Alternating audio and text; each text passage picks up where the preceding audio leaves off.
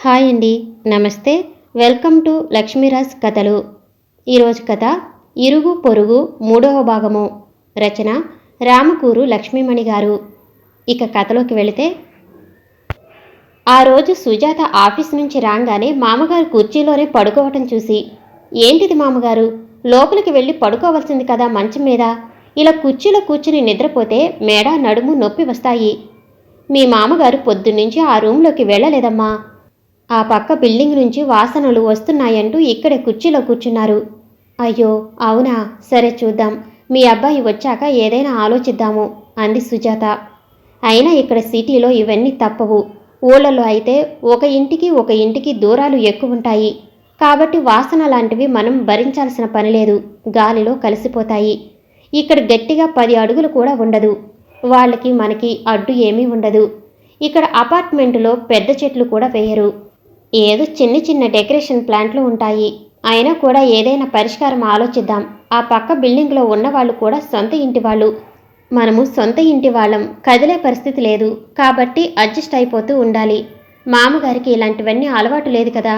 సరేలేండి అత్తయ్య, అయినా చూద్దాం, ఏదో ఒకటి చేద్దాంలేండి అంది సుజాత.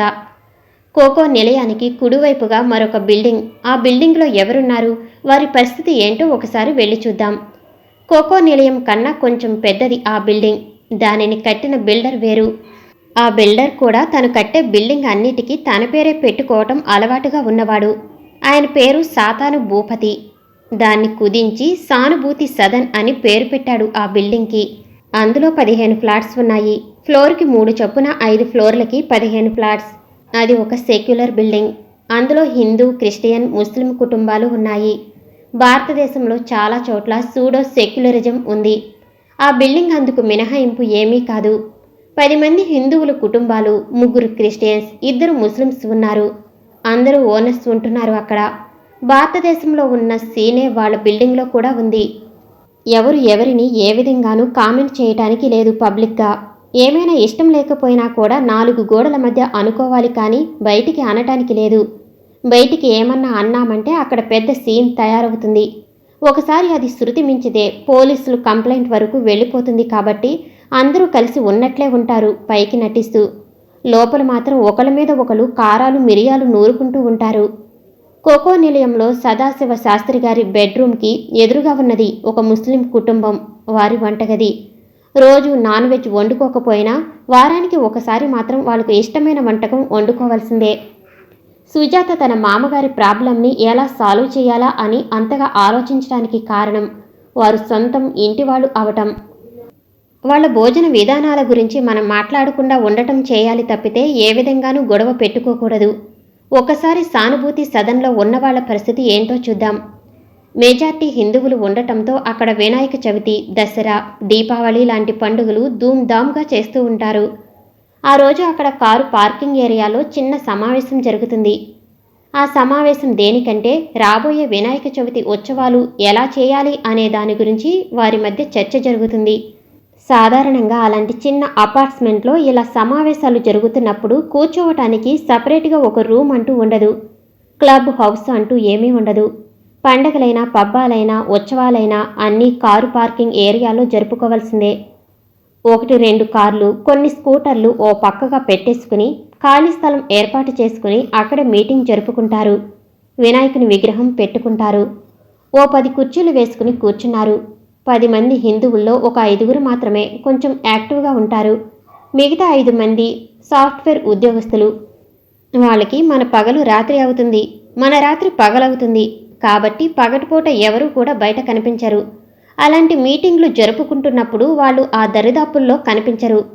కాకపోతే పండగ రోజుల్లో మాత్రం పిల్ల పెద్ద అందరూ చక్కగా లుంగీలు, పంచకట్లు కట్టేసి బొట్టు పెట్టేసుకుని దేవుడు ఉత్సవాల్లో మాత్రం హడావిడిగా కనిపిస్తూ ఉంటారు.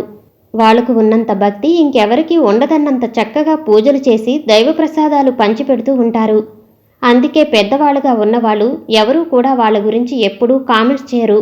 పోన్లే పాపం, ఆ మాత్రమైన భక్తి ఉంది మన దేశంలో హిందువుల్లో అనుకుంటూ ఉంటారు. బిల్డింగ్ పేరే సానుభూతి సదన్ కదా, అందుకే అందులో ఉన్న వాళ్ళకి ఇతరులు అంటే చాలా సానుభూతి. ఎవరు ఎవరిని ఏమీ అనరు పైకి, లోపల మాత్రం బాగా తిట్టుకుంటూ ఉంటారు. 10 మంది కూర్చున్నారు చర్చకి. వినాయకుని విగ్రహం ఏ సైజులో తేవాలి, బడ్జెట్ ఎంత అనే దాని గురించి మొదట డిస్కషన్ స్టార్ట్ అయింది. కృష్ణమూర్తి గారు ఆ బిల్డింగ్ అసోసియేషన్కి ప్రెసిడెంట్.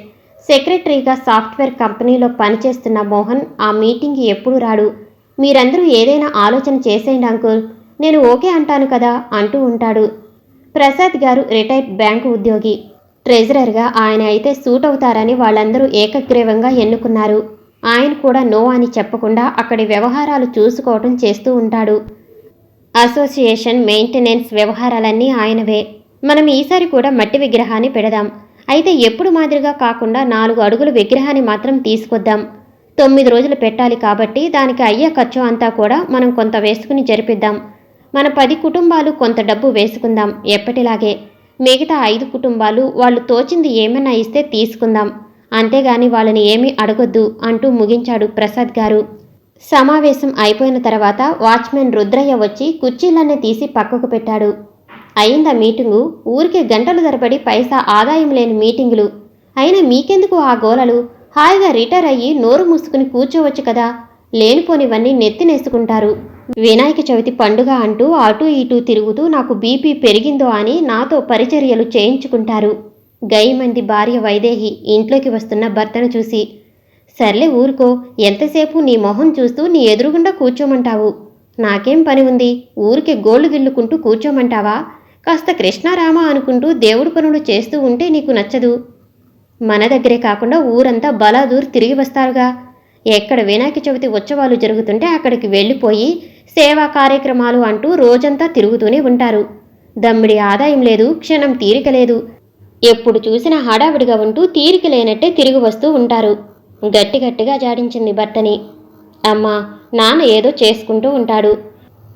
ఆయన టైం పాస్ అయినది ఏదో చేసుకుంటూ ఉంటారు. నీకెందుకే బాధ?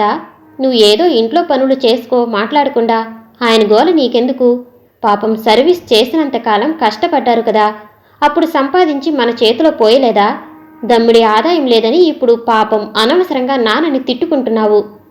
శ్రావణి ఎప్పుడూ తండ్రి పార్టీనే. తండ్రిని ఒక్క మాట అననివ్వదు. నాకు కాకపోతే ఇంకెవరికి? ఎక్కడెక్కడో తిరిగి వచ్చి అమ్మో కాళ్ళు పట్టేశాయి, అమ్మో తలనొప్పి అనుకుంటూ జెండు బామ్ కాస్త రాయి, కాళ్ళు పట్టు అంటూ నా చేత చాకరీ చేయించుకుంటారు. పోన్లే అమ్మా, ఊరుకో. నాన్న కాలక్షేపం నాన్నకి ఉండాలి. రిటైర్ అయిన తర్వాత పాపం ఏం తోచదు కదా, అలా కాసేపు తిరిగి రానిలే. శ్రావణి తండ్రి దగ్గరికి వచ్చి థమ్సప్ చూపిస్తూ చిన్నగా కన్నుగీటుతూ అంది. మొత్తానికి తండ్రి కూతుళ్ళు ఇద్దరూ ఒకటే పార్టీ. నేనే మీకు శత్రువుని అంటూ ఉడుక్కుంటూ వైదేహి లోపలికి వెళ్ళిపోయింది. శ్రావణి వాళ్ళ ఒక్కగానొక్క కూతురు. పెళ్ళైంది దగ్గర నుంచి శ్రావణి భర్త 2 పిల్లలతో సహా తల్లిదండ్రుల దగ్గరే ఉంటుంది. శ్రావణి భర్త శ్రీకాంత్ స్టేట్ గవర్నమెంట్లో ఉద్యోగం. అతని తల్లిదండ్రులు ఒరిస్సాలో ఉంటారు. అప్పుడప్పుడు ఎప్పుడైనా సెలవులు వస్తే ఒక 10 రోజులు ఉండి వస్తారు. ప్రసాద్ గారికి ఉన్నది ఒక్కటే, గుర్తు రావటానికి వాళ్లకు కూడా కూతురు అల్లుడు చేదోడు వాదోడుగా ఉంటారన్న ఉద్దేశంతో వాళ్ళని తమతోనే ఉంచుకోవటం జరుగుతుంది. 3 బెడ్రూమ్లో ఇల్లు పెద్దది అవటంతో వాళ్ళకి ఇబ్బంది లేకుండానే ఉంది. ఎక్కువ పనులు తనే చూసుకుంటూ తల్లికి ఎక్కువ కష్టం లేకుండా చూసుకుంటుంది శ్రావణి. వైదేహి కూడా కూర్చోకుండా ఆ పనులు ఈ పనులు చేస్తూ కూతురికి సాయపడుతూ ఉంటుంది. అంతేకాక భర్తకి కావలసినవన్నీ చూసుకుంటూ ఉంటుంది. ప్రసాద్ బ్యాగ్లో ఉన్న ఆయుర్వేద పొడులు తీశాడు భయపడుతూనే. అసలే భార్య తన మీద గరంగా ఉంది. అది చూస్తూనే వైదేహి పళ్ళు నూరుకుంటూ వాటిని తీసుకెళ్లి బాల్కనీలో కూర్చుంది.